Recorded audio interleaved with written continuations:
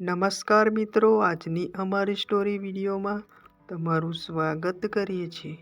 મિત્રો, તમે જો અમારી ચેનલમાં નવા હોય તો ચેનલને સબસ્ક્રાઈબ કરી લેજો. ચાલો સ્ટોરી વિડીયોને આગળ વધારીએ.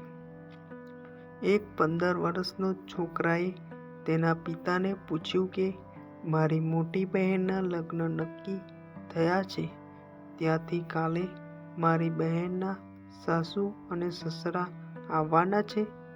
રાત્રે જીજાજીનો ફોન આવ્યો હતો, ત્યારે તે કહેતા હતા.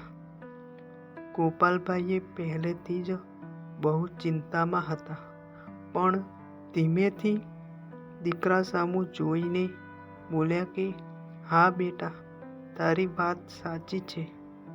તેમનો ફોન આવ્યો હતો. તે આજકાલમાં આપણા ઘરે આવવાના છે.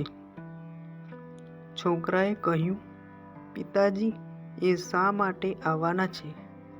ત્યારે પિતાજીએ કહ્યું કે બેટા, એમને કઈ વાત કરવી છે.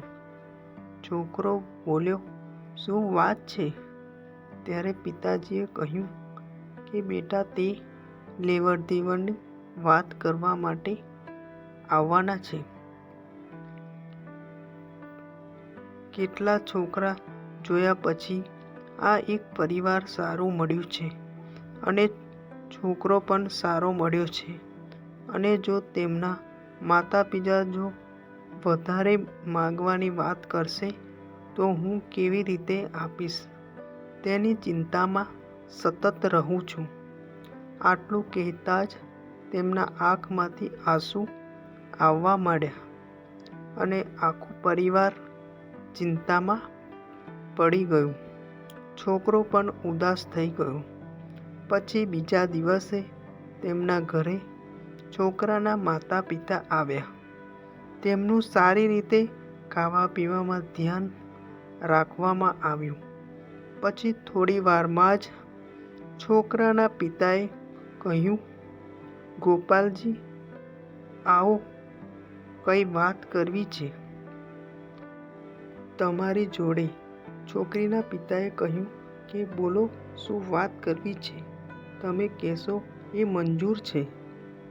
મને છોકરા પિતા બે હાથ જોડીને કહ્યું, તમે મને કન્યાદાનમાં જે આપો એ મને મંજૂર છે. વધારે આપો કે ઓછું આપો, પણ કોઈના પાસેથી ઉછીના કે વ્યવહાર કરીને દેવું કરીને મને ના આપશો. મારે તો જે છોકરી પોતાના પિતાને દેવું કરીને આવે એવી લક્ષ્મી નથી જોઈતી, પણ મારે તો એવી લક્ષ્મી જોઈએ છે કે જે પોતાના પિતાને દેવું કરાવ્યા સિવાય મારે ઘરે આવે.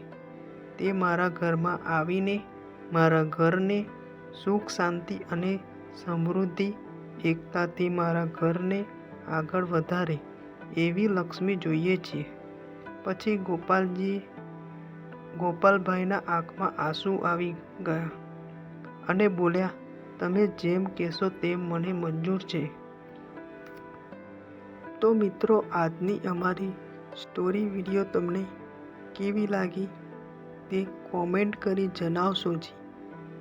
અમારી નવી સ્ટોરી વિડીયો આવી જ તમને મળતી રહે તે માટે મિત્રો, અમારી ચેનલને સબસ્ક્રાઈબ કરી સ્ટોરીને શેર કરવાનું ભૂલતા નહીં.